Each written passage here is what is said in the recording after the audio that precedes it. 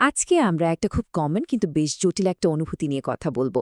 এই যে মাঝে মাঝে আমাদের মনে হয় আমরা কোথাও আটকে গেছি বা স্টাক হয়ে গেছি, এর পেছনের বিজ্ঞানটা কি? আর সবচেয়ে বড় কথা, এখান থেকে বেরোনোর উপায় বা কি? কখনো কি এমন মনে হয়েছে যে নিজের ব্রেনের সাথেই যেন একটা যুদ্ধ চলছে? মানে সামনে এগোতে চাইছেন, কিন্তু কিছুতেই পারছেন না? এই যে কথাটা, মাঝে মাঝে মনে হয় আমি যেন নিজের গাড়িটাকেই ঠেলে পাহাড়ে তুলছি, এটা কিন্তু দারুণভাবে ওই ফিলিংসটাকেই তুলে ধরে। মানে চেষ্টার কোনো কমতি নেই, কিন্তু মনে হচ্ছে ভেতরেরই কোনো একটা শক্তি সবকিছু থামিয়ে দিচ্ছে। তো আজকে আমরা কি কি বিষয়ে দেখব? প্রথমে বোঝার চেষ্টা করব আমরা আসলে আটকে যাই কেন। এরপর দেখব প্রোক্রাস্টিনেশন ট্রায়াঙ্গেল বা দীর্ঘসূত্রতার ত্রিভুজ জিনিসটা কি। তারপর জানব কিভাবে আমাদের ব্রেনকে কাজের জন্য নতুন করে তৈরি করা যায়।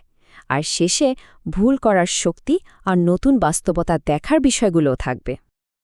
আচ্ছা, তাহলে চলুন শুরু করা যাক।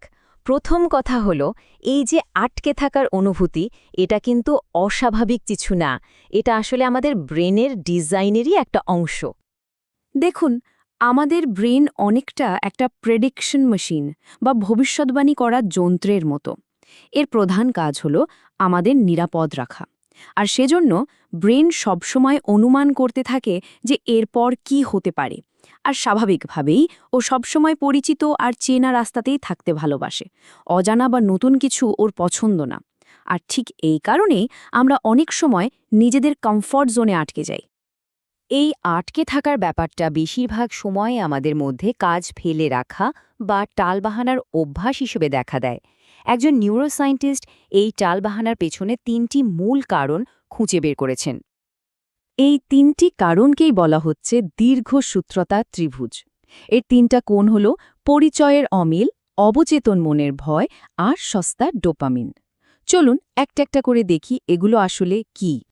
প্রথমটা হল পরিচয়ের অমিল বা আইডেন্টিটি মিসম্যাচ। ব্যাপারটা কি? ধরুন, কোনো একটা লক্ষ্যে পৌঁছানোর জন্য যেরকম মানুষ হওয়া দরকার, আমরা হয়তো নিজেদেরকে ঠিক সেরকম ভাবি না। আমাদের নিজের সম্পর্কে যে ধারণা, সেটার সাথে লক্ষ্যের একটা সংঘাত তৈরি হয়। তাহলে উপায় কি? উপায় হল এমনভাবে আচরণ করা যেন লক্ষ্যটা এখনই অর্জিত হয়ে গেছে। ঠিক যেমনটা বলা হয়, ঘুম না এলে ঘুমানোর ভান করতে হয়, একসময় ঠিকই ঘুম চলে আসে। ব্রেনও ঠিক সেভাবেই কাজ করে, ভান করতে করতেও ব্যাপারটাকে সত্যি বলে মেনে নেয়। দ্বিতীয় কারণটা হলো অবচেতন মনের ভয়। অনেক সময় এটা সফল হওয়ার ভয়ও হতে পারে। আমাদের ব্রেনের ভেতরে একটা দাড়িপাল্লার মতো ব্যাপার আছে। একদিকে আছে ভয়ের কেন্দ্র, মানে অ্যামিগডালা, আর অন্যদিকে আছে যুক্তির কেন্দ্র, প্রিফ্রন্টাল কর্টেক্স। যখন ভয়ের পাল্লা ভারী হয়ে যায়, তখন যুক্তির পাল্লাটা একদম হালকা হয়ে যায়। মানে ভয় বাড়লে আমাদের ঠিকঠাক চিন্তা করার ক্ষমতা কমে যায়। আর ত্রিভুজের শেষ কোণাটা হল সস্তা ডোপামিন, মানে খুব সহজে আর কম পরিশ্রমে পাওয়া আনন্দ। যেমন ধরুন, সোশ্যাল মিডিয়া স্ক্রল করা বা ঘন্টার পর ঘন্টা শো দেখা। ব্যাপারটা অনেকটা সারা দিন ধরে চিপস বা টুকটাক কিছু খেতে থাকার মতো। যদি অল্প অল্প করে খেতেই থাকা হয়, তাহলে কি আর ভালো করে দুপুরের খাবার খাওয়ার খিদেটা থাকবে? একদমই না। আমাদের ব্রেনেরও ঠিক তাই হয়। ছোট ছোট আনন্দের ডোজ পেতে পেতে বড় কোনো লক্ষ্য অর্জনের যে আসল তৃপ্তি, সেটার জন্য আর কোনো তাগিদই থাকে না। তো সমস্যাগুলো তো বোঝা গেল। এখন আসা যাক আসল কথায়, সমাধান কি?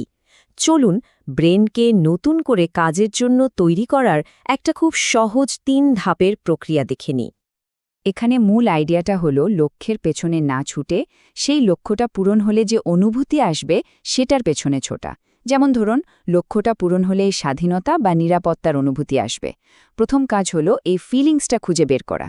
এরপর এমন কিছু কাজ করা যা এখনই সেই অনুভূতিটা এনে দিতে পারে। যখন কেউ ওই অনুভূতিটাকে নিজের মধ্যে ধারণ করতে শুরু করে, তখন সে আসলে ওই লক্ষ্যের সাথে একাত্ম হয়ে যায়, আর তখনই ব্রেন নতুন নতুন সুযোগ দেখতে শুরু করে। আচ্ছা, কাজ করার প্রক্রিয়া তো জানা গেল, কিন্তু এর সাথে আরও একটা খুব জরুরি জিনিস জড়িত। সেটা হলো ভুল করাকে আমরা কিভাবে দেখি। চলুন এই মাইন্ডসেটটা নিয়ে একটু কথা বলা যাক। অ্যালবার্ট আইনস্টাইন কি বলেছেন দেখুন, যে কখনো ভুল করেনি সে কখনো নতুন কিছু করার চেষ্টাই করেনি। তার মানে ভুল না করাটা কিন্তু পারফেকশনের লক্ষণ না, বরং এটা লক্ষণ যে কোনো চেষ্টাই করা হচ্ছে না। কিংবা ধরুন মাইকেল জর্ডনের কথা, তিনি নিজে বলেছেন, আমি জীবনে বারবার ব্যর্থ হয়েছি, আর ঠিক এই কারণেই আমি সফল। ভাবা যায়, তার মানে ব্যর্থতা আসলে সাফল্যেরই একটা অংশ।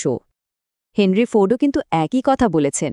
তার মতে ব্যর্থতা মানে সব শেষ হয়ে যাওয়া নয়, বরং এটা হলো আরও ভালোভাবে, আরও বুদ্ধিমত্তার সাথে আবার শুরু করার একটা সুযোগ। মাঝে মাঝে তো ভুল থেকে মজার কাণ্ডও ঘটে যায়। যেমন একবার কিভাবে জীবন বদলাবেন নামের একটা বই ভুল করে ছাপা হলো কিভাবে স্ত্রী বদলাবেন নামে, আর কি আশ্চর্য বইটা বেস্ট সেলার হয়ে গেল। তাহলে মূল কথাটা কি দাঁড়ালো? আমাদের একটা পেন্সিল মেন্টালিটি দরকার, কলম মেন্টালিটি নয়। পেন্সিলে লেখা ভুল হলে যেমন মুছে ফেলা যায়, ঠিক সেইভাবেই ভুলকে দেখতে হবে। ভুল মানেই সব শেষ নয়, ওটা শুধরে নেওয়া যায়। কিন্তু কলমের মতো ভাবলে, মানে শুরুতেই নিখুঁত হতে চাইলে, এগোনোই মুশকিল হয়ে পড়ে।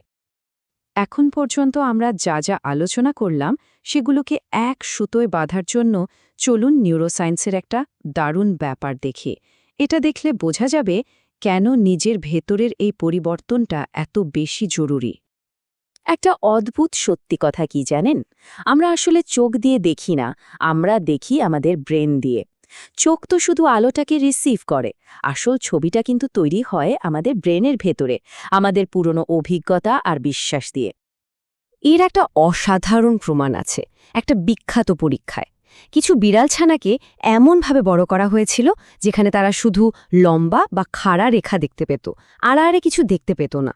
বড় হওয়ার পর দেখা গেল ওরা টেবিলের পায়ার সাথে ধাক্কা খাচ্ছে, কিন্তু টেবিলের ওপরটা যে আছে সেটাই দেখতে পাচ্ছে না, মানে চেয়ারের ওপর লাফও দিতে পারছে না। এর থেকে বোঝা যায় আমাদের ব্রেন যেভাবে প্রোগ্রাম করা, আমরা বাস্তবতাটাকেও ঠিক সেভাবেই দেখি। তাহলে শেষ প্রশ্নটা এটাই, যদি আমাদের ব্রেনকে নতুন করে প্রোগ্রাম করা সম্ভব হয়, আর আমরা জানি যে সেটা সম্ভব, তাহলে কোন নতুন পৃথিবী আমাদের দেখার অপেক্ষায় আছে? ভেতরে জগৎটাকে বদলাতে পারলেই হয়তো বাইরের নতুন একটা জগৎ আমাদের সামনে খুলে যাবে।